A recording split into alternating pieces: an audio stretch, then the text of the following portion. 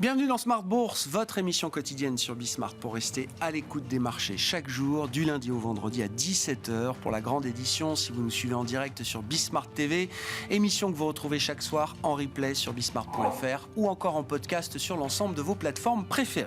Au sommaire de cette édition ce soir, une ambiance qui reste toujours constructive sur les marchés d'actions et pour les actifs risqués en général. Un chiffre pour caractériser cette ambiance constructive qu'on connaît depuis le début de l'année 2024 et même la fin d'année 2023, c'est de voir le S&P 500, l'indice large américain, le baromètre mondial de la santé des marchés actions américains et donc mondiaux, qui a battu 17 records en 11 semaines. Et la série est en cours, bien sûr, mais ça montre bien effectivement cet appétit pour le risque aujourd'hui chez les investisseurs. Dans un contexte où les éléments d'équilibre entre croissance et inflation ne semblent plus tellement inquiéter les marchés.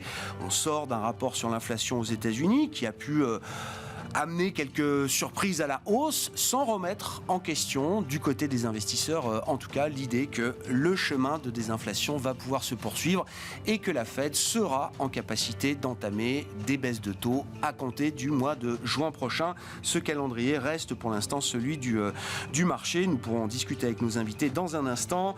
Du côté des éléments techniques, on surveillera l'échéance ce vendredi, échéance mensuelle sur les marchés avec l'expiration de différents produits dérivés, contrats futurs sur indice ou encore options sur indice, des facteurs techniques peut-être qui seront à prendre en compte au cours des dernières séances de la semaine.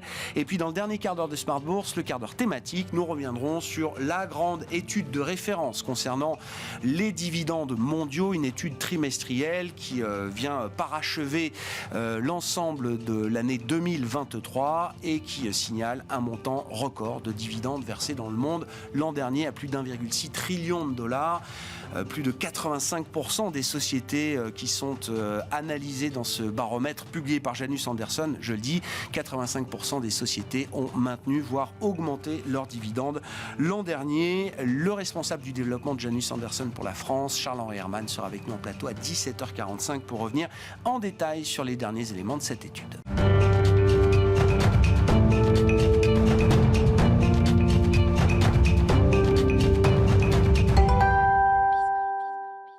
Une ambiance toujours constructive et de nouveaux records donc sur les marchés boursiers. Le point en ouverture de Smart Bourse, c'est chaque soir avec Pauline Gratel. Le CAC vole de record en record et dépasse ainsi les 8150 points aujourd'hui. La bourse de Paris et les marchés européens profitent de la hausse d'hier à Wall Street. Rappelons-le, plus 1,5% pour le Nasdaq Composite et le S&P 500 grimpé de plus de 1% en clôture avec l'envolée d'Oracle qui publiait des résultats solides.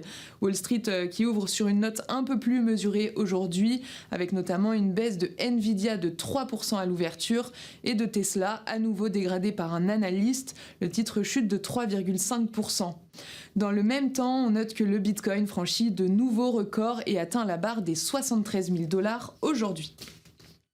Dans les infos importantes du jour, la plus forte hausse du jour hors CAC est signée Vallourec qui prend 10% après l'annonce de l'entrée d'ArcelorMittal à son capital, qui reprend les 28% du capital que le fonds américain Apollo détenait. ArcelorMittal débourse ainsi près de 1 milliard d'euros pour cette participation chez Vallourec et devient donc le nouvel actionnaire de référence. BNP Paribas renforce ses efforts de réduction des coûts. Le groupe annonce revoir à la hausse le montant de son plan de réduction des coûts sur la période 2022-2025 et vise un bénéfice net en hausse en 2024. Le titre de la banque progresse de 3% au cours de la séance. Dans les autres moteurs de cette séance à Paris, 4 poids lourds du CAC sont à des niveaux records. Hermès, EssilorLuxottica, Air Liquide et Vinci. Mais la plus grosse hausse du Stoxx 600, elle revient à Zalando aujourd'hui, plus 16% au cours de la séance. Le groupe prévoit notamment d'augmenter sa croissance cette année. Le propriétaire de Zara, Inditex, fait état d'une augmentation de plus de 30% de son bénéfice net au titre de l'année 2023 à 5,4 milliards d'euros. C'est conforme aux attentes des analystes. Cette année, Inditex creuse l'écart avec H&M, son principal concurrent, en proposant des prix encore moins chers. Le groupe récompense ses actionnaires avec une augmentation de 28% de son dividende. Le titre prend 2% à Madrid et est à son plus haut historique. Restons dans le prêt-à-porter et parlons maintenant d'Adidas qui met en garde sur une situation dégradée en Amérique du Nord.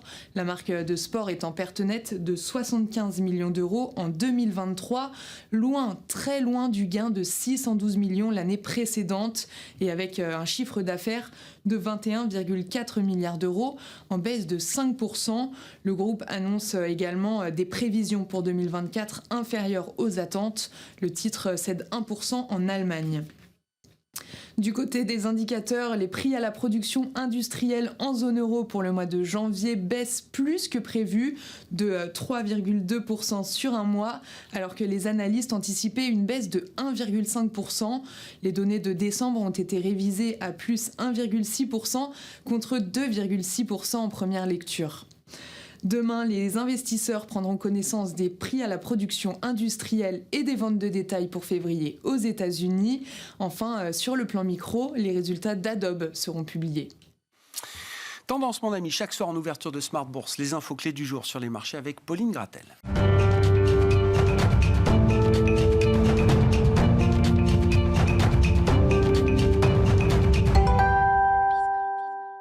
Trois invités avec nous chaque soir pour décrypter les mouvements de la planète marché. Florent Martini est à nos côtés, directeur de la gestion chez Trecento Asset Management. Bonsoir Florent. Bonsoir Grégoire. Merci d'être là. Merci à Franck Dixmier de nous accompagner également. Bonsoir Franck.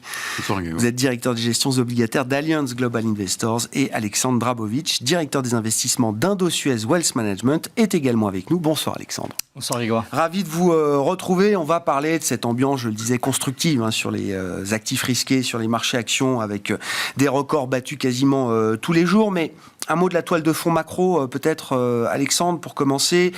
On commence à avoir une vision assez précise de la dynamique de la conjoncture au premier trimestre, notamment aux États-Unis. On a eu encore le dernier rapport sur l'inflation, le rapport sur l'emploi. On aura les ventes au détail devant nous pour mesurer un peu la santé du consommateur américain. Est-ce qu'on reste dans un schéma de croissance résiliente, mais désinflationniste ? Oui, je pense que c'est vraiment l'environnement actuel. À ce propos, ce qu'on peut dire sur la croissance, non seulement elle a été résiliente, mais elle a plutôt surpris à maintes reprises. Voilà, pour tous les économistes qui, depuis un an, nous disaient la récession va venir et c'est pour bientôt. 2 ans, Alexandre. Voilà. Le chiffre était que l'année dernière, il y avait quand même 584 économistes qui avaient prévu une récession en 2024. Et ça explique finalement comment tout le monde s'est trompé et pourquoi les investisseurs ont retourné finalement leur veste sur la croissance. Il faut s'en féliciter. C'est plutôt une bonne nouvelle. Nous-mêmes, et très récemment, par exemple, chez Indosuez, on a révisé notre prévision de croissance pour le PIB américain de 1%. On est passé à 2,3%. On l'a fait en une seule fois. Ouais. Donc on voit bien qu'il faut réaliser qu'il y a cette insolence de l'économie américaine. Il faut prendre acte. C'est une bonne nouvelle. En tout cas, les marchés le voient également. Cette fois-ci, une bonne nouvelle et réellement une bonne nouvelle pour les actifs financiers et les scénarios macro. Parce que vous le disiez, on a une décrue de l'inflation. On était à 10% à une certaine époque. On va débattre aujourd'hui. Et oui, effectivement, le chiffre hier n'était pas... La décrue ne se fait pas aussi vite qu'on l'attendait. Mais je note quand même que l'inflation cœur, qui a fait peur le mois dernier, finalement, elle a baissé un tout petit peu à 3,8, mais c'est quand même le plus bas depuis mai 2021. Ouais. Donc, c'est pas si mal. Ce qu'on voit dans ce chiffre d'inflation, et ce qui, je pense, est rassurant pour le marché, qui s'est inquiété de la petite bosse du mois de janvier en disant « Ah, ça ne sera pas aussi linéaire qu'on pensait. Peut-être qu'on va avoir une partie de l'inflation, et notamment celle des services, qu'on ne maîtrise pas et que la Fed n'arrive pas à dégonfler. On s'aperçoit qu'à l'intérieur des services, on a une grande partie qui est en décrue. Et ce qui reste, en fait, qui peut préoccuper, c'est la partie dite logement. Ouais. Alors, c'est une spécificité américaine. On ne retrouve pas cette mesure de l'inflation des loyers, et notamment, quelle serait l'inflation de votre loyer quand vous êtes propriétaire, qui est une mesure spécifique américaine. Qui ne paye pas de loyer, par principe, le propriétaire. C'est là où il y a quelque chose d'assez fantasmagorique dans cette mesure-là. Mais si vous enlevez en fait ces notions, alors... Oui. Et ça pèse 30% du CPI, c'est ça, toute cette composante logement. Oui, c'est ça. Mais si vous enlevez en fait ce que Powell regarde, le supercore, eh bien là, la décrue est toujours bien enclenchée et c'est plutôt rassurant. En tout cas, ça va toujours dans le sens où la Banque centrale américaine pourra baisser ses taux un peu plus tard que prévu. L'année dernière, on était plutôt tout le temps à dire plus haut pour plus longtemps. Cette année, c'est plus bas, mais plus tard. Est-ce qu'on est dans cet équilibre, effectivement, où la croissance peut se poursuivre avec, en parallèle, une mécanique de désinflation, quand bien même elle serait peut-être un peu plus lente, et une banque centrale américaine qui serait en position de recalibrer le réglage de sa politique monétaire à un moment cette année, peut-être à partir du mois de juin. Est-ce que ce calendrier tient toujours la route, Franck ? Oui, pour nous, oui. Mais j'ajouterais juste un point. En termes de panorama macroéconomique, il y a quelque chose quand même d'assez frappant. C'est cette divergence, cette différence de positionnement dans le cycle macro entre les États-Unis et la zone euro. Donc les États-Unis sont en phase de ralentissement, avec une économie qui reste extrêmement résiliente. On l'a vu, un marché de l'emploi qui est, avec des créations d'emplois qui sont toujours importantes. Et on n'est pas très loin encore du plein emploi aux États-Unis, alors que l'activité en zone euro a touché un point bas fin 2023. Ouais. Donc on a un décalage cyclique là qui est intéressant parce qu'il ne se lie pas à travers la corrélation qu'on a sur les marchés de taux. Sur les 20 dernières années, on n'a jamais vu une corrélation aussi forte entre le marché des treasuries, donc les emprunts d'État américains, et les emprunts d'État en zone euro, donc le Bund, grosso modo. C'est intéressant. C'est intéressant parce que ça crée des opportunités, en fait. Il y a vraiment des positionnements, là, qui, notamment en duration, de positionnement sur le courbe des taux, qui peuvent être mis à profit pour bénéficier de ce décalage conjoncturel. Alors maintenant, sur le calendrier, donc l'inflation fait de la résistance. C'est vraiment l'enseignement qu'on a des derniers chiffres. C'est absolument évident. Mais la big picture, c'est qu'on reste dans un environnement désinflationniste. Donc maintenant, il n'y a pas de renversement de cette situation. Non, surtout aux États-Unis. Enfin, aux États-Unis, on a des gains de productivité un peu supérieurs à 1%. Donc, c'est vrai qu'il y a toujours ce thème des salaires et donc le prix des services. Le prix des services est encore trop élevé pour la Banque centrale. Mais finalement, cette hausse des salaires, elle est aussi absorbée par ces gains de productivité. Donc, on n'a pas du 1 pour 1 entre hausse des salaires et coût du travail. Grosse différence avec la zone euro. Et c'est là le point de vigilance, en fait, pour la Banque centrale européenne. Mais pour la Fed, alors c'est vrai qu'elle n'a pas aujourd'hui les arguments pour justifier une baisse de taux. Elle a un double mandat, la Fed, un plein emploi et stabilité des prix. Plein emploi, on y est presque. Donc, en fait, elle va se focaliser uniquement sur l'inflation. Elle n'a pas à baisser ses taux pour soutenir la croissance. La croissance va bien. Et sur l'inflation, c'est vrai qu'aujourd'hui, rien ne presse pour la Fed pour agir. Mais enfin, ils ont envoyé aussi quelques signaux et le calendrier de juin nous paraît être raisonnable. Cette situation qu'on décrit, Florent, on va en venir quand même au marché boursier. Visiblement, pour les equity, en tout cas pour les actions, c'est la situation, idéale. Alors peut-être que pour le marché obligataire, il y a quelques ajustements encore devant nous en termes de calendrier, de nombre de baisses de taux, etc. Mais pour les marchés actions, c'est plus le sujet. Ouais, c'est plus le sujet. Et puis, effectivement, il y a eu certains moments où on s'est inquiété de cette réaccélération potentielle de l'inflation. Sûr. Moi, ce que je lis au travers des résultats des entreprises et des discours des entreprises, c'est que cette réaccélération de l'inflation, il me semble qu'il y a deux tendances sous-jacentes assez fortes qui vont la caper. La première, et du coup je partage l'avis de Franck, c'est aux États-Unis notamment le fait que la productivité accélère et plus vite que les salaires réels. Et je crois que ça, c'est quelque chose qui va continuer à accélérer parce que l'intelligence artificielle arrive et que j'entends beaucoup de dirigeants d'entreprise en parler. Donc vous croyez vraiment à un cycle de regain de productivité, je pense qu'on est sur là, on a une rampe de lancement. Mais ça peut être beaucoup plus. Ça peut être beaucoup plus. Je pense qu'on est au départ et qu'on est vraiment sur une rampe de lancement. La semaine dernière, il y a le patron d'IBM qui disait mes équipes marketing pour faire une campagne publicitaire avant. Aujourd'hui, ils utilisent les outils d'Adobe. Avant, c'était 2 semaines. Maintenant, c'est 2 jours. Les développeurs qui utilisent Copilot de Microsoft, on a les premiers retours, c'est 50% de gain de productivité. Si je sors un peu de la techno, les avocats qui utilisent Lexis de chez Rilex, c'est plusieurs heures gagnées par jour dans leur recherche juridique. Et ça, je crois que c'est un phénomène qu'il ne faut pas prendre à la légère. Je pense que ça va se diffuser dans beaucoup de secteurs. Et donc, cette productivité-là, je la vois continuer à accélérer aux États-Unis. Le deuxième point, la deuxième tendance de fond sous-jacente, c'est que les entreprises, elles ont toujours du mal à continuer à augmenter les prix. Ça continue, notamment dans la food, c'est compliqué. Nestlé a fait sa publication. Ouais.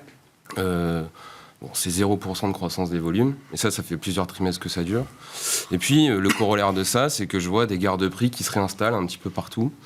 Donc on le voit dans le retail. La semaine dernière, hier, il y avait Cole qui a publié, donc un gros retailer US, qui disait voilà, les discounts, c'est plus saisonnier, maintenant c'est tous les mois. On le voit dans la logistique, on le voit dans... Donc il y a vraiment une stratégie prix des entreprises qui a changé. Il y a une stratégie prix qui est en train de changer. Dans l'automobile, ça se voit très bien. Dans certaines parties de l'industrie, ça se voit. Et même dans la techno. Alors dans cet environnement, on disait on est dans une économie d'abonnement, de SaaS, etc. Il y a des stratégies de prix qui se mettent en place. Je crois que le plus emblématique, c'est Alibaba, qui a coupé ses prix sur le cloud de 50%. Il y a quelques semaines. Il y a une petite guerre entre Amazon Web Services et Microsoft sur le stockage de données. Et là, on a eu la fin des publications sur tout l'environnement de cybersécurité la semaine dernière. Et donc, il y a un des leaders mondiaux de la cybersécurité qui s'appelle Palo Alto, qui a complètement changé cette stratégie de prix. Parce qu'aujourd'hui, les clients, ce qu'ils veulent, c'est avoir une plateforme complète avec tous les modules de cybersécurité. Et il y a d'autres acteurs qui, ça, l'ont senti avant, un acteur comme CrowdStrike notamment. Et pour attirer les clients qui ne sont pas full Palo Alto dans leur offre, ils ont dit, bon ben voilà, les modules qui vous manquent, on vous les offre pendant 18 mois. Donc, voilà, moi je pense qu'il y a deux tendances sous-jacentes qui sont très fortes, qui vont caper cette inflation, cette réaccélération potentielle.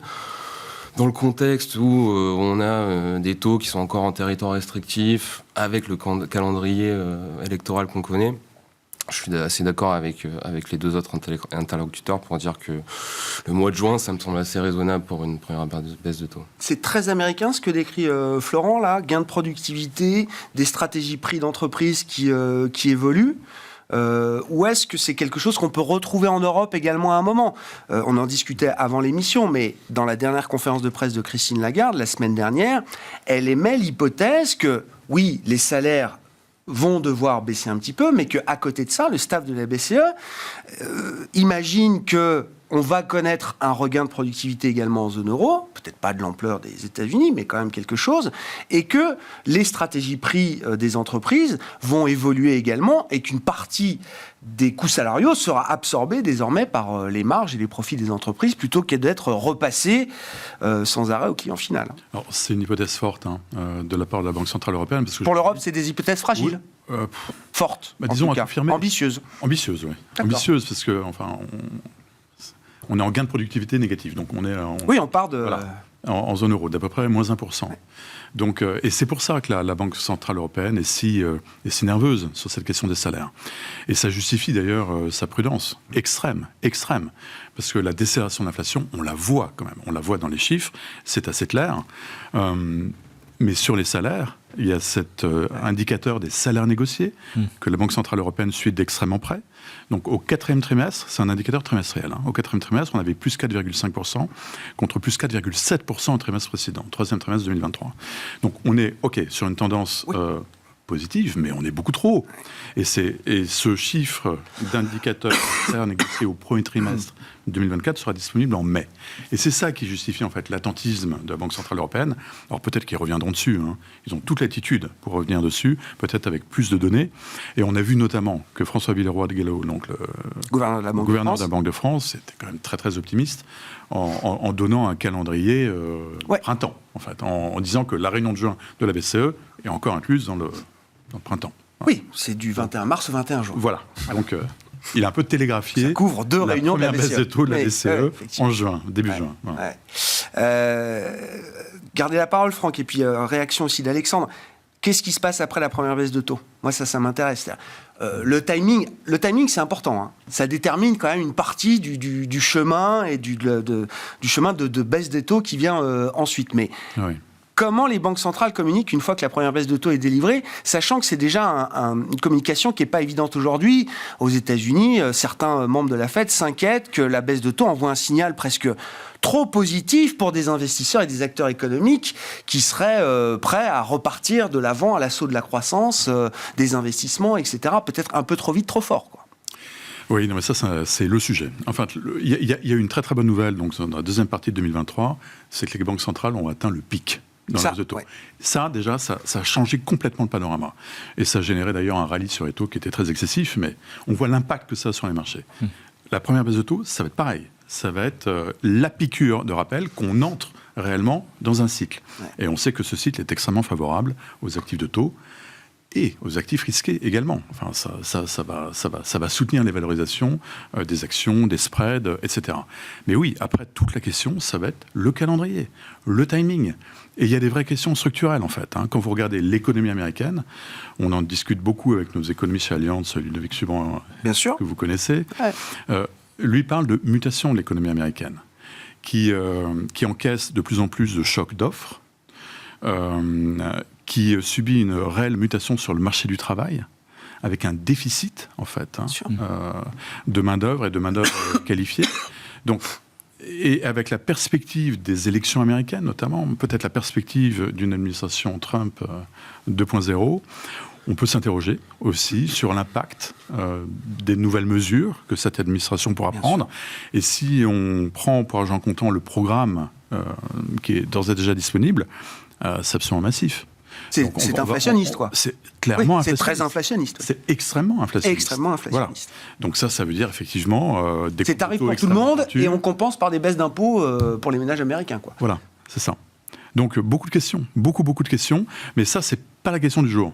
C'est une question qu'on commencera à se poser sans doute dans quelques semaines, quelques mois. Je pense que l'autre point à avoir en tête sur le jour où on va commencer à baisser les taux, c'est où va aller la liquidité. On parle beaucoup de macroéconomie, c'est très important, mais je pense que l'un des facteurs des fois qu'on a tendance à un petit peu sous-estimer, c'est où va aller un petit peu l'argent. Je vous rappelle que l'année dernière, il y a eu 1300 milliards de dollars qui se sont déversés dans les fonds monétaires. Aux États-Unis, ça rapporte du 5%. Ouais. Demain, les taux baissent. Les journaux ne le voient pas encore. Vous êtes rémunéré à 5. Demain, ça va à 4 ou à 3. Vous dites peut-être que finalement, 5% c'était bien, 3% c'est pas terrible. Le S&P, il fait 25% de performance. Je vais peut-être un petit peu réallouer sur les actions. Donc même le 5% aujourd'hui rémunéré du stock de 7 000 milliards de dollars de fonds monétaires, rien que ça, c'est 350 milliards potentiels, alors que l'année dernière, les actions n'avaient enregistré que 170 milliards de souscriptions. Vous voyez bien que cet effet, finalement, liquidité, peut avoir un effet encore sur les valorisations et la performance du marché, mais le déclencheur, ça va être aussi la baisse des taux. C'est typiquement ce qui fait peur à un banquier central américain comme Raphaël Bostic ou comme ceux qui plaident plutôt pour une Fed qui resterait peut-être en statu quo plus longtemps que ce qu'on imagine. L'effet de marché. L'effet de marché. Et déjà, depuis 4 mois, la détente des conditions financières est quand même puissante. C'est quand même un soutien pour la croissance et aussi peut-être pour la résilience de l'inflation. Mais demain, avec une baisse de taux, Raphaël Bostic, il parle de le risque d'une exubérance refoulée des investisseurs. On attend la première baisse de taux pour... repartir. Non, mais il faut toujours quelqu'un aussi pour être un peu le juge de paix, pour tempérer. La communication ne va pas être évidente. Oui, mais d'ailleurs, je rappelle que depuis 3 mois, les banques centrales n'ont fait que tempérer les attentes de marché. On attendait 7 baisses de taux quand on a commencé l'année. Si il y a 3 mois en arrière, on m'avait dit on n'aura pas 7 baisses de taux, mais 4 ou 3, tout le monde aurait dit, mon Dieu, c'est la fin du monde pour les actions, le S&P est en hausse encore de 10%. Donc, finalement, la Fed le pilote relativement bien. Après, son mandat, c'est pas non plus d'avoir des taux réels beaucoup trop restrictifs. Aujourd'hui, quelque part, les taux réels, ils sont trop élevés. Elle ne veut pas non plus, à un moment donné, casser la machine. Ce n'est pas son mandat. Donc, accompagner finalement avec la baisse de taux, qui ne sera pour moi, c'est une normalisation. On n'est pas là à baisser, comme devrait le faire peut-être la BCE, qui est plutôt ici en mode et donc ça pourrait se faire pour la croissance. C'est pas obligé, on n'est pas obligé d'avoir des baisses de taux à chaque meeting. Ça peut être c'est ça. moins linéaire que ça, d'une certaine manière. On va faire du 3 fois 50 BP dans l'urgence. D'ailleurs, si elle faisait 3 fois 50 BP, il y aurait un problème. Oui. Donc aujourd'hui, si elle peut L'environnement le serait faire de différent. manière linéaire et finalement que le marché l'accompagne, et puis on le voit, ça fait baisser aussi un petit peu la volatilité du marché obligataire. Ça bouge encore beaucoup sur l'obligataire, mais on a moins la volatilité qu'on a pu le connaître le dernier semestre. Moi, ce qui me choque encore aujourd'hui, quand vous mesurez la volatilité, par exemple, d'un ETF sur les treasuries américains à 10 ans, la volatilité est pratiquement 2 fois supérieure à celle du S&P. Donc finalement, le risque, il est où ? Oui, Il est moins sur les actions. Pour des gérants un peu systématiques ou des portefeuilles équilibrés, effectivement, c'est une vraie question à se poser. La volatilité est beaucoup plus faible depuis un moment sur les marchés actions que sur les marchés obligataires. Parlons des marchés actions, du coup, Florent. Comment vous regardez la situation actuelle ? Donc, je le disais, c'est 17 records en 11 semaines pour le S&P 500. Alors, évidemment, quand on est au sommet, on peut battre de nombreuses fois des records. Donc, des nouveaux records. La question étant, est-ce que les records sont faits pour être battus ? Et est-ce qu'on est encore dans une ambiance où le potentiel plein des marchés actions n'a pas été totalement atteint ? La question qui se pose clairement, c'est est-ce qu'on est en euphorie, est-ce qu'on est en bulle, est-ce que les marchés sont trop concentrés ?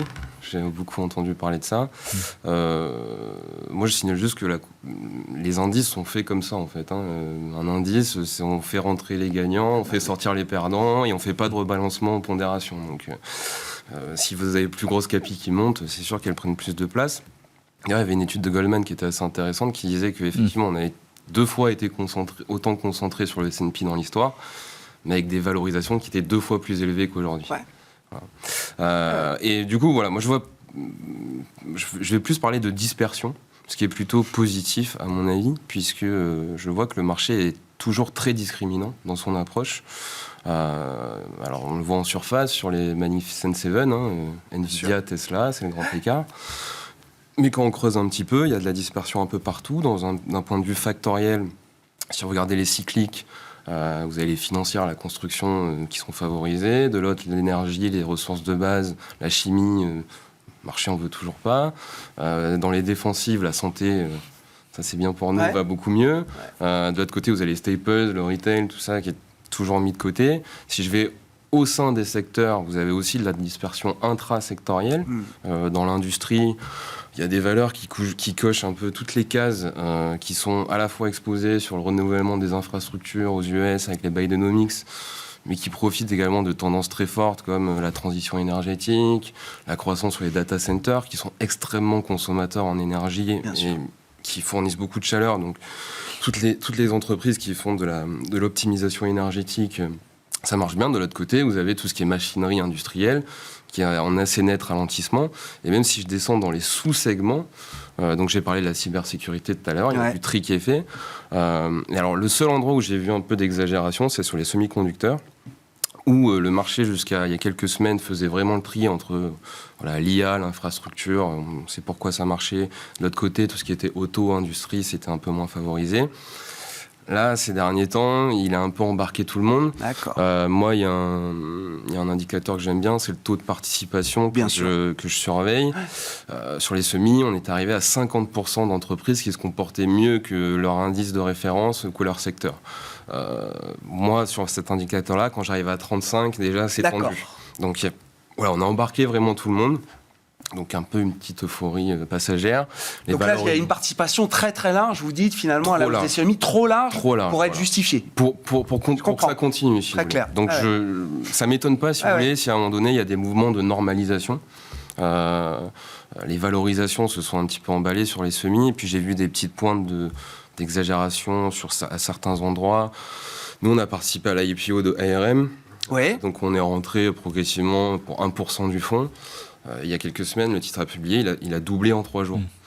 Ça, c'est pas des comportements normaux. Non. Voilà. Donc il y a des poches comme ça, vous dites, des petites poches, mais pour l'instant, c'est très isolé. Quand vous faites une analyse même granulaire du marché, il n'y a pas de bulle générale sur les actifs actions. Exactement. Le problème viendra le jour où tout monte à la même vitesse. Là, ça deviendra compliqué. Là, pour l'instant, le marché est encore discriminant, donc on reste constructif. Bon, sur la question de la bulle, puisque c'est la question qu'il faut poser, Alexandre, qu'est-ce que vous dites ? Est-ce qu'il y a là aussi des poches de surchauffe bien identifiées à surveiller ? Est-ce qu'il y a le risque d'un emballement plus général ? Et puis c'est toujours la même question. Je rappelle que la bulle .com explose en mars 2000, mais que de 95 ou 97 à 2000, ça ne fait que monter, quoi. Alors, je pense que le contexte, franchement, il est... Alors, Ouais. oui, c'est un parallèle qui est facile à utiliser. Maintenant, les conditions sont quand même très différentes. D'une part, on n'est pas dans un cycle où la Fed a baissé ses taux. Enfin, c'est pas la Fed qui a déclenché cette bulle aujourd'hui. Donc là, le déclencheur, quelque part, ça a été aussi de l'intelligence artificielle. On a remonté les taux quand même 11 fois. Donc on peut pas me dire que c'est ça qui crée une bulle. Sûr.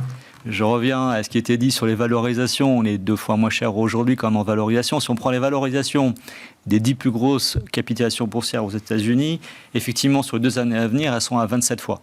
Ouais. Bon, on est loin des 50 ou des 80 qu'on a connus dans les années Cisco 2000. était à 100 de PE en 2000, quoi. Voilà. Et puis surtout, pour moi, la grande différence aujourd'hui, c'est que vous avez des sociétés qui sont extrêmement profitables. Hein, moi, je les appelle les 7 fantastiques, en fait. Ouais. Elles ont quand même elles ont des taux de croissance de vente 4 fois supérieurs au reste de la cote et elles ont des marges 2 fois supérieures au reste de la cote. Donc, ce n'est pas aberrant de les payer un peu plus cher. Finalement, il y a un peu le phénomène de rareté. Et cette croissance, elle est délivrée tous les trimestres. C'est l'inverse de ce qu'on pensait sur la croissance américaine qui devrait aller en récession. Tous les trimestres, même une boîte comme Nvidia, qui est suivie par les meilleurs analystes du monde, est capable de vous sortir des résultats et de surprendre toute la cote et de prendre 270 milliards de capi en une séance. C'est absolument inédit. Donc, je dirais, tant mieux. Ce n'est pas une situation de bulle à ce stade. Il faut être vigilant, évidemment, au niveau stock picking. C'est plutôt une bonne nouvelle aussi pour des gérants qui sont capables, effectivement, d'aller trouver des dossiers spécifiques et des pépites par ailleurs. Je pense que l'exemple qui était donné sur RM est un bon exemple. Mais aujourd'hui, on a quand même une petite diffusion qui est en train de s'opérer sur le marché. Maintenant, il y a la discrimination au sein des 7 fantastiques. Peut-être que demain, on les rappellera à ce que nous, on appelait à l'époque les 4 fantastiques. Les 4, oui, c'est ça. Sera plus Oui, le nombre se réduit un peu à vitesse grand V. Hein. Voilà, mais ça veut dire que par ailleurs, il y a une diffusion. Le S&P 500, là, sur un mois, il fait 5%. Et ce qu'on appelle le S&P Equal Weight, celui qui n'est pas pondéré de la capitalisation, eh bien, il fait également même un peu plus que 5%. D'accord. Donc ça, c'est plutôt une bonne nouvelle. Ça veut dire que quelque part, on a un petit peu de normalisation qui s'opère. Et ça, c'est plutôt ça. Et du coup, vous êtes sorti d'ARM On a pris les gains. Quand même la pause. On a pris les gains. Oui, c'est ça.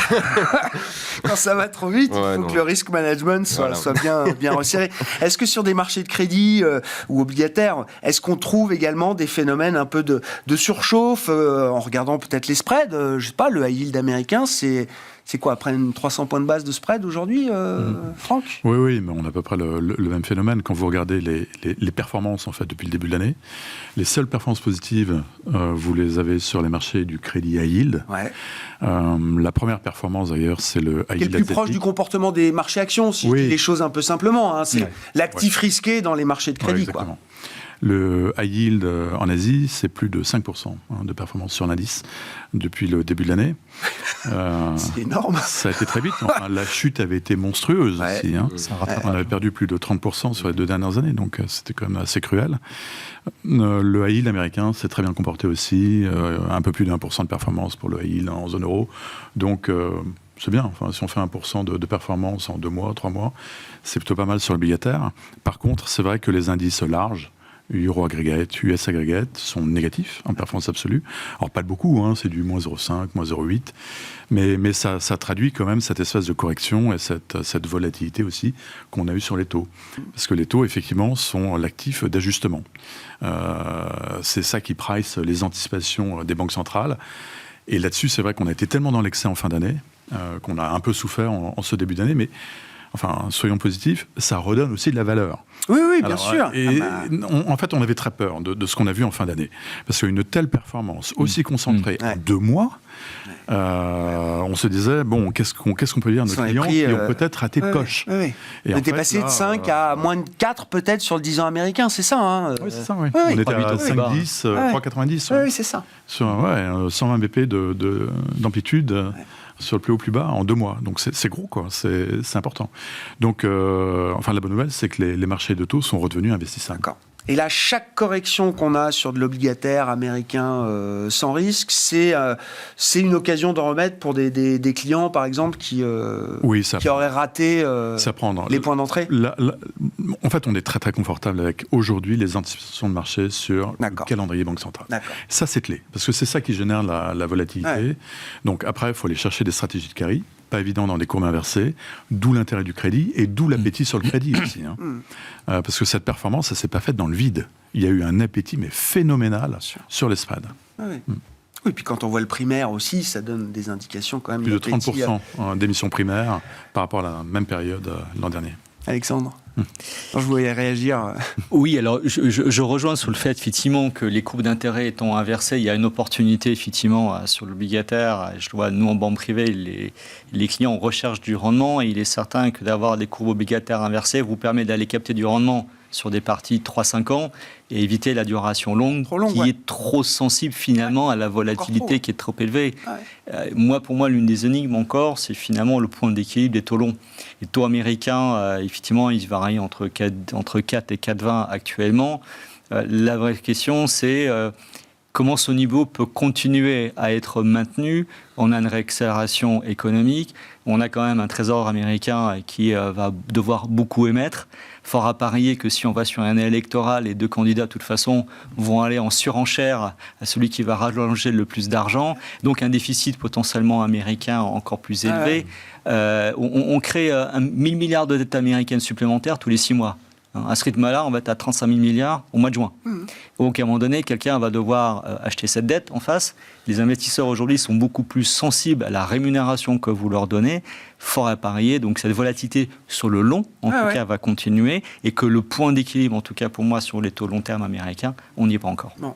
Oui, puis en plus, une stratégie du Trésor qui a été quand même d'émettre massivement sur du très court, en réduisant un peu la taille des émissions longues, voire très longues. Donc il y a un moment, il va falloir quand même que les prix de long terme s'ajustent aussi peut-être à d'autres programmes d'émissions. Ils ne vont pas pouvoir émettre que du T-bills pendant toute la vie. Ce sera un peu compliqué. Franck, oui, sur le risque Trump, c'est ça Non, mais pour rebondir là-dessus, en fait, c'est exactement notre analyse. Le premier facteur de risque dans nos portefeuilles obligataires, aujourd'hui, c'est le positionnement sur le compte des taux. La duration vient en 5e ou 6e position. D'accord. C'est absolument clé. Donc il y a de la valeur sur ce qu'on appelle le belly, donc le ventre de 3-5 ans, c'est ça. Voilà. Le ventre mou de la courbe des taux. Sur la partie action, comment on gère ou comment on profite de la dispersion du coup, pour reprendre votre analyse, Florent. J'imagine qu'il faut d'une manière ou d'une autre être présent sur la tech américaine, en tout cas ce qui est tiré ou tracté par la tech américaine. Comment on s'expose à cette thématique-là aujourd'hui et qu'est-ce qu'on a envie d'avoir en plus, à côté ou en face, s'il faut se couvrir contre un risque à un moment peut-être de surchauffe. Ça ne va pas vous surprendre, mais je vais vous parler de santé. Parce que c'est un des grands thèmes d'expertise de Trecento, bien sûr. Et pour se diversifier, c'est bien. Nous, en plus, on s'attache à avoir une volatilité assez faible sur le fonds Trecento Santé. Donc, et puis, voilà, il y a le risque électoral américain qui nous semble assez contenu. On ne voit pas Biden aller beaucoup plus loin que ce qu'il a déjà fait. Sur la santé, notamment. Sur la santé, d'accord. Oui, voilà. On va pas se refaire l'épisode Hillary Clinton. Non, disons qu'il a déjà fait beaucoup de choses. Et il a annoncé pendant sa candidature actuelle encore des choses. Et pour que ça se réalise, déjà il faudrait qu'il soit élu. Et il faudrait qu'il y ait un sweep démocrate. D'accord. Donc c'est quand même beaucoup de signes. D'accord. Okay. Et de l'autre côté, si on a un Trump, je rappelle que quand Trump a été donc la menace est toujours récurrente pour la santé à chaque élection américaine, mais vous dites elle est peut-être un peu moins forte. Un peu moins forte parce cette que fois-ci. Voilà, il a déjà fait beaucoup de choses. Et de l'autre côté, on a un Trump qui, je le rappelle, la santé est un des meilleurs performeurs sectoriels quand Trump est élu. Il y a quelques années. Et puis voilà, sinon sur la santé, vous savez que le secteur a pas très bien marché l'année dernière. Voilà, il y a des endroits. Mis à part Novo Nordisk et Lilly, effectivement, le reste a plutôt directé. Ça a été les deux arbres qui ont caché la forêt. Notamment, ces deux acteurs-là ont complètement disrupté la medtech, l'équipement médical. On est revenu sur des niveaux de valorisation très intéressants. Malgré le fait qu'il y ait déjà eu un petit rebond, il y a des niveaux de procédures qui reviennent à la normale, des effets Covid qui sont un petit peu nettoyés. Ça se voit également sur tout ce qui est life science, tout ce qui est outils à destination des laboratoires, organismes de recherche externalisés, où là aussi il y a des effets Covid qui ont été nettoyés, il y a un bottom d'activité qui arrive. Et puis là aussi, il y a l'intelligence artificielle qui est là, qui va augmenter le nombre de découvertes de molécules, qui va raccourcir les procédures entre chaque phase de développement d'un médicament. Et ça, c'est typiquement un secteur où les effets de diffusion des nouveaux outils IA va se matérialiser et peut-être même déjà en train de se matérialiser. Sur la découverte des molécules, ça se voit pas encore parce que faire un médicament, ça prend beaucoup de temps. Ouais. Mais oui, effectivement, c'est quelque chose qu'on peut commencer à anticiper. Mais il y a des choses comme le diagnostic, par exemple. L'imagerie médicale est très intéressante puisque ça se porte très bien au deep learning. Le deep learning a commencé à apprendre de la reconnaissance de chiffres, de lettres, et l'imagerie médicale se porte très bien au deep learning. Et donc, il y a des entreprises qui commencent déjà à profiter de ça. Ouais, c'est ça. Mais oui, l'intelligence artificielle va se diffuser dans la santé. Et c'est pas moi qui le dis, c'est Nvidia qui disait que son premier client final sera le secteur de la santé. Ah oui. Voilà. Ça va être son premier marché adressable en client final. Ouais. Oui, qui sera intermédié par d'autres acteurs. On verra si Nvidia devient à un moment une boîte vraiment B2C ou s'il reste effectivement à fournir des grands groupes comme ceux qui le fournissent aujourd'hui. Comment on se diversifie, comment on gère le risque de concentration dans les marchés quand on réfléchit en matière d'allocation globale, Alexandre ? Écoutez, pour nous aujourd'hui, c'est un petit peu trouver des poches de valeur dans d'autres marchés. Difficile en fait de ne pas rester investir sur les marchés américains. Après, c'est comment on va le compléter. Nous, notre choix aujourd'hui, c'est plutôt les actions émergentes au sens large. Pour faire simple, vous avez une décote de 50% en termes de valorisation, mais vous avez une croissance des profits attendue de plus de 50% supérieure par rapport à l'indice américain. Et puis surtout, un marché qui est un petit peu déserté par les investisseurs institutionnels. C'est vrai que la Chine a fait beaucoup de mal aux émergents, finalement. C'est elle qui a embarqué toute la cote à la baisse. Beaucoup de gens aujourd'hui même raisonnent en fait sur les indices émergents ex-Chine. Bien sûr. Pour le sortir des benchmarks et de se dire, c'est un je cas ne prends plus en considération. Si jamais ça rebondit comme ça, je ne l'ai pas dans mon indice, personne ne va me dire que j'ai loupé le train. Néanmoins, on discutait tout à l'heure de l'Inde. Vous regardez, le poids de l'Inde a été multiplié par 5 en 5 ans. Il n'est pas encore tout à fait au même niveau que la Chine, mais il s'en rapproche. Donc on a un marché émergent global qui devient beaucoup plus diversifié, avec des poches où on trouve des dossiers très intéressants. Pour penser par exemple dans le semi-conducteur, Taïwan, des valeurs incroyables. En Corée, en ce moment, on a non seulement un marché qui se porte bien. Et moi, ce qu'on aime bien aujourd'hui, par exemple, en Corée, c'est que vous avez une réforme de la gouvernance des entreprises. Pas tout à fait ce qu'a fait le Japon avec Abenomics à partir de 2013, mais pas loin, de façon à un petit peu inciter les entreprises à faire du rachat d'actions, à payer plus de dividendes et arrêter de faire des investissements croisés entre elles. Et ça peut être un libérateur de valeur. Donc on voit que dans les marchés émergents, en tout cas pour nous, on retrouve en fait pas mal d'histoires spécifiques pays au sein de la zone émergente qu'on a bien complété dans les portefeuilles. Vous voyez de la valeur dans les émergents sur le plan obligataire aussi Oui, absolument. Oui, ça c'est un thème majeur. Enfin, historiquement, le signal pour la dette émergente, c'est le sommet sur la hausse des taux des banques centrales. Directeur Fed. Donc à plus ou moins 3 mois, c'est le signal qui a toujours marché.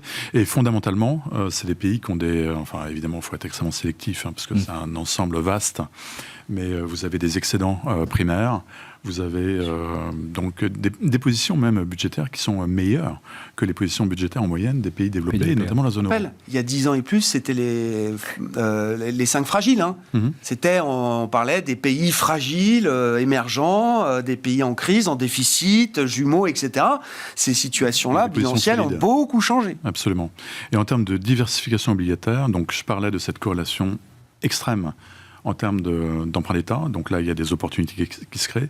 Mais sur les devises également, regardez la volatilité. La volatilité sur les devises majeures, elle est pratiquement à son plus bas historique. Là aussi, il y a des choses à faire, parce qu'il y a des décalages conjoncturels, il y a des stratégies de banque centrale différentes. Donc, on est long yen, par exemple, on est long couronne norvégienne, on fund ça avec un peu d'euros et un peu de dollars, mais il y a pas mal de choses à faire, oui. Long yen, parce que la Banque du Japon va sortir des taux négatifs. Oui, ça, on y croit beaucoup. Et alors, il y a eu un rapport là, sur les salaires, des négociations salariales au Japon, qui est extrêmement positif. C'est exactement ce que voulait, en fait, la Banque du Japon. Donc, en fait, il y a des banques centrales qui ne veulent pas d'inflation, mais il y a la Banque du Japon qui veut de l'inflation. Et de l'inflation saine, un peu pérenne. On ne sait plus. Non, mais... Ça fait 25 ans qu'elle l'attend. Oui. Mais même en zone euro, on partait, et même aux on est parti d'une séquence qui s'appelait la stagnation séculaire, la grande modération, Absolument, etc. Où les économies étaient à la recherche d'inflation pendant 10 ans. Le Japon, sortir des taux négatifs, est-ce que ça peut entamer la bonne marche du marché action japonais, Alexandre, ou est-ce que ça peut, je ne sais pas, créer une impulsion supplémentaire pour les actions japonaises qui ont comblé un gap de 34 ans? Enfin. J'étais allé au Japon la première fois en 1990, donc je n'ai connu qu'un marché qui a baissé pendant 25 ans. C'est plutôt une bonne nouvelle. J'aurais une vue un peu plus nuancée en fait sur la sortie de la Banque du Japon des taux négatifs. Je pense qu'honnêtement, elle va passer de moins 0,1 à 0. Est-ce que c'est un gros move?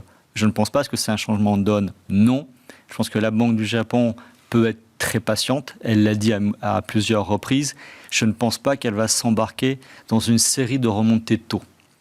Elle a vraiment cette volonté de s'assurer que l'inflation soit bien maintenant persistante. Elle n'est pas encore convaincue. On a des bons signaux. Maintenant, ce qui veut dire que dans cet environnement, effectivement, c'est plutôt positif pour les actions japonaises. Je ne suis pas convaincu qu'aujourd'hui, il ne faut pas hedger, couvrir le risque de change. Et dit autrement, le yen peut continuer à rester faible dans cet environnement. Et acheter les actions japonaises, il faut prendre la décision également de se couvrir ou pas. Si vous ne couvrez pas votre risque de devise, finalement, l'année dernière, les actions européennes faisaient mieux que les actions japonaises. Donc, effectivement, sur la performance, en fait, on la regarde uniquement sur le Nikkei, c'est génial, mais quand vous êtes en euros, vous la ramenez dans votre performance, dans votre devise, donc il faut faire deux choix. Il faut la direction du marché et la décision sur la devise. Vous dites sur le yen, c'est pas évident qu'on ait un mouvement de réappréciation du yen qui soit majeur. Je pense que la réappréciation du yen, si elle devait venir, le déclencheur ne sera pas la remontée des taux de la Banque du Japon. Ça serait plus soit si on a un choc sur les marchés, parce qu'en général, c'est une devise de refuge, ou bien parce qu'on a, côté américain, une baisse plus prononcée des taux et le différentiel des taux devient un peu moins favorable pour les investisseurs en dollars. Bon. Quelques réponses la semaine prochaine, puisqu'on aura et la réunion de la Banque du Japon, 18 et 19 mars, et la réunion de la Réserve fédérale américaine, 19 et 20 mars prochains. Je rappelle au passage un décalage de seulement 5 heures avec la côte est des États-Unis, donc ça nous réduit un petit peu le lag entre les décisions américaines, la publication des statistiques, l'ouverture du marché américain, et nous, en France, l'ouverture est donc à 14h30 désormais, et à 21h pour la clôture pendant les prochaines semaines. Merci beaucoup, messieurs. Merci d'avoir été les invités de Planète Marché ce soir. Franck Dixmier, Allianz Global Investors, Alexandre Drabovic, Indosuez Wealth Management et Florent Martini, Trecento Asset Management.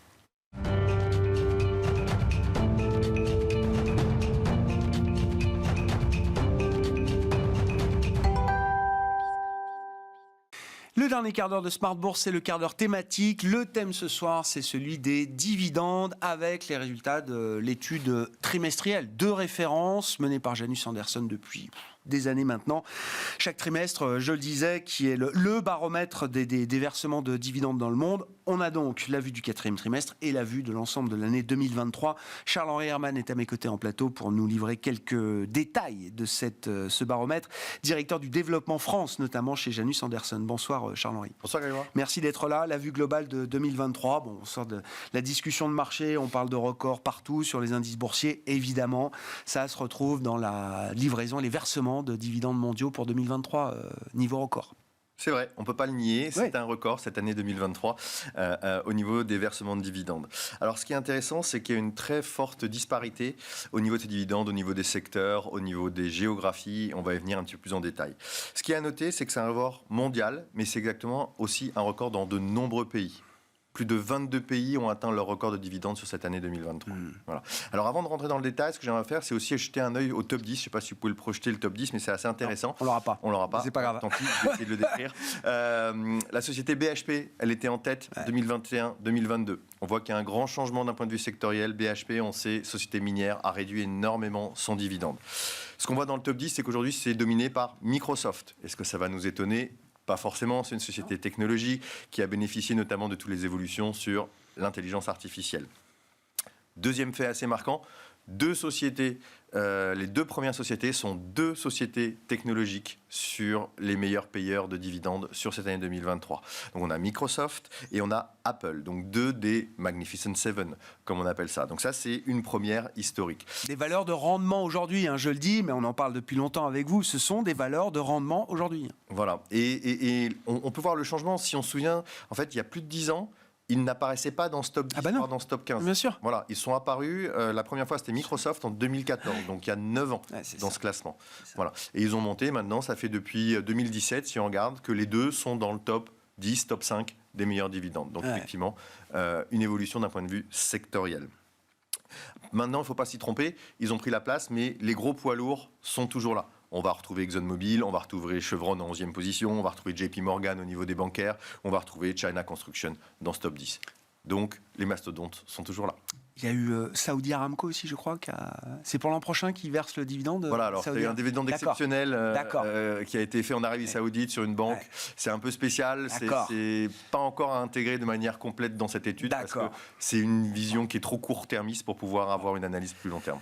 Même sans ça, de toute façon, ces records en série, et effectivement, hein, vous le disiez, plus d'une vingtaine de pays dans le monde qui ont connu un déversement de dividendes records de la part de leurs entreprises cotées. Hein, je le rappelle, c'est l'univers d'analyse de cette 1800 plus grandes entreprises. Ouais, c'est ça. Voilà. Très bien de repréciser un peu l'univers d'analyse de cette étude de référence. Sectoriellement, effectivement, vous avez un petit peu déjà donné quelques billes. La tech, l'énergie, les mines, et puis le secteur bancaire. Le secteur bancaire qui reste dominant, on le sait, c'est un secteur dominant. Il représente 26% des dividendes qui sont payés sur cette année 2023 en termes de montant. Ouais. D'accord. Et en termes de croissance, il représente la moitié de la croissance des dividendes. Il y a une logique derrière ça, un environnement très favorable aux banques pour 2 raisons. D'abord, évidemment, l'augmentation des taux d'intérêt qui augmentent leurs marges, ça on le sait, mais aussi toujours cet effet rattrapage des banques qui avaient fortement diminué leurs dividendes. Donc si on parle de croissance, on compare 2 chiffres, un pourcentage, et donc fortement ce rattrapage augmente le chiffre de la croissance des dividendes sur le secteur bancaire. Mais il n'y a pas eu que le secteur bancaire. Si on regarde dans les impacts positifs, dans les impacts négatifs d'abord, le secteur minier, on en a parlé tout à l'heure, le secteur minier, notamment BHP, mais d'autres sociétés, c'est la plus grosse baisse. Et finalement, l'augmentation du secteur bancaire est quasiment compensée entièrement par la baisse du secteur minier. D'accord. Cette baisse représente 23 milliards sur cette année 2023 par rapport à l'année 2022. Donc on voit qu'il y a eu un fort impact. Ça représente une baisse de plus de 11% des dividendes qui sont versés sur le secteur minier. Le secteur des technologies, on en a parlé, c'est un secteur qui s'installe maintenant, qui représente une hausse d'environ une dizaine de pourcents. Mais c'est pareil, c'est un secteur qui est très fort, mais qui est très localisé. C'est surtout sur les États-Unis et sur la zone américaine, finalement, qu'on voit cette croissance. On a beaucoup moins de sociétés technologiques sur les autres régions du monde. Enfin, de manière plus globale, on voit que cette croissance est très diversifiée. On peut citer le secteur automobile, le secteur du luxe, le secteur de l'alimentation, de l'ingénierie, donc beaucoup de secteurs. Et finalement, ça représente quoi ? On se dit la diversification qu'il faut avoir dans un portefeuille financier, peut-être. Oui, effectivement. Oui. On a vu, dans l'automobile, alors il y a les dividendes, il y a aussi les rachats d'actions, mais voir des boîtes automobiles qui ont lancé des programmes de rachat, GM aux États-Unis, Stellantis en Europe, ce qu'on n'imaginait pas ou qu'on n'avait pas vu depuis je ne sais combien d'années, en tout cas dans cette ampleur-là. Sur le plan géographique, est-ce qu'il y a des éléments particulièrement notables ? Vous disiez, il y a quand même beaucoup de pays dans le monde qui ont connu des niveaux records de versement de dividendes. Oui, c'est exact. 86% des entreprises dans le monde ont augmenté leurs dividendes sur l'année 2023. Et finalement, si on regarde du côté négatif, c'est très faible. Il y a surtout 5 grosses entreprises qui ont fortement réduit. Et ça, c'est à noter. BHP, Petrobras, Rio Tinto, AT&T et Intel.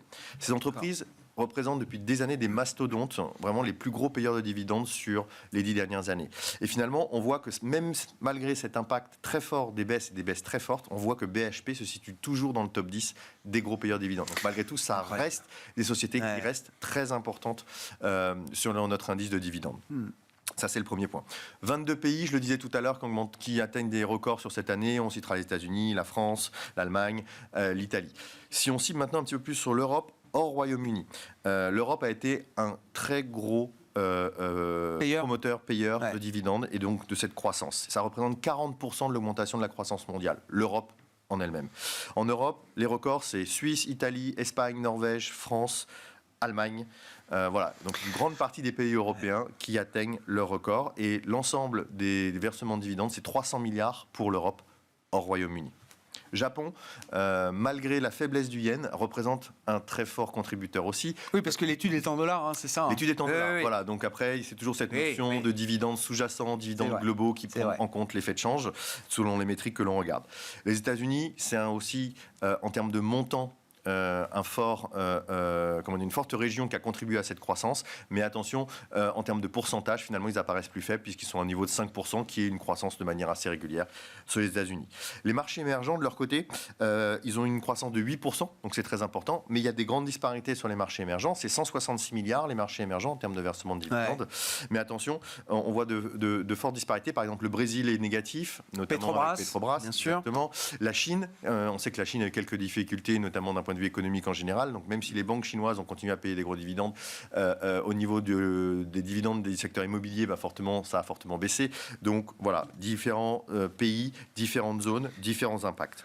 Et la France qui connaît également une année record, qui est même leader en Europe dans le versement de dividendes. C'est ça, Charles-Henri? Exactement, la France, leader avec 63 milliards, une augmentation de 10,3% par rapport à l'année dernière, donc c'est une très très forte augmentation.